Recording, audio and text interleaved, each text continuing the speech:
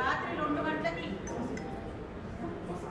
నగర నడ్డి పొట్టున ఎర్రమంజిల్లో ఇంత అరాచకం చేసి ప్రజలని టికెట్ చేయించిన విషయం, మళ్ళీ వాళ్ళ ఏ పట్టాలైతే వాళ్ళ పట్టాలలో ఎంత ఏరియా అయితే ఉందో అంతే ఏరియా సెక్టర్ 4లో మళ్ళీ అందరికీ అందజేస్తారని చేయాలని ఇన్స్ట్రక్షన్స్ ఇస్తూ ఈ జీవో 55 మాకు ఇవ్వడం జరిగింది.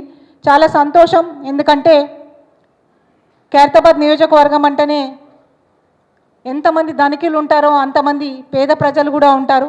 ఎస్పెషలీ నిమ్స్ కట్టేటప్పుడు చాలామంది భయాందోళనలో ఇప్పటికీ కూడా ఉన్నారు. ఎందుకంటే పక్కనే రామకృష్ణ నగర్ ఉంది, తబేలా బస్తీ ఉంది, అంతా స్లమ్స్. ఇంత పెద్ద కన్స్ట్రక్షన్ చేసేటప్పుడు మాకు ఎక్కడ అన్యాయం జరుగుతుందనో.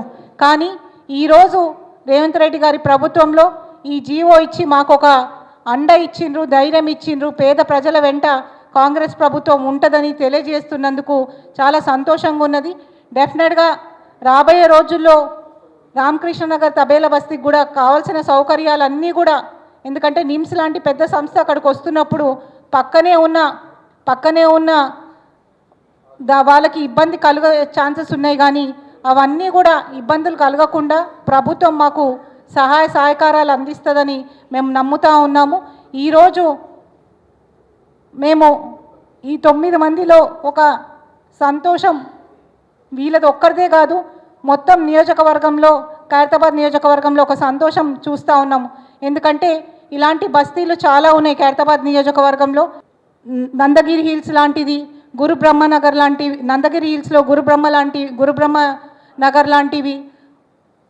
మొన్న అంబేద్కర్ నగర్ కూడా 2023లో కూలగొట్టడానికి ప్రయత్నం చేసినప్పుడు దాన్ని కూడా మేము అడ్డుకోవడం ప్రజలందరూ కూడా గమనించారు. అలాంటి స్లమ్లలో కూడా డెఫినెట్గా మా ప్రభుత్వం ఉంది కాబట్టి మేము డెఫినెట్గా మా వంతు కృషిగా పీజీఆర్ బిడ్డగా ఖైరతాబాద్ ఆడపడుచుగా కాంగ్రెస్ నాయకురాల లెక్క వాళ్ళ వెంబడి ఉండి వాళ్ళకి అన్ని న్యాయం చేస్తామని తెలియజేస్తూ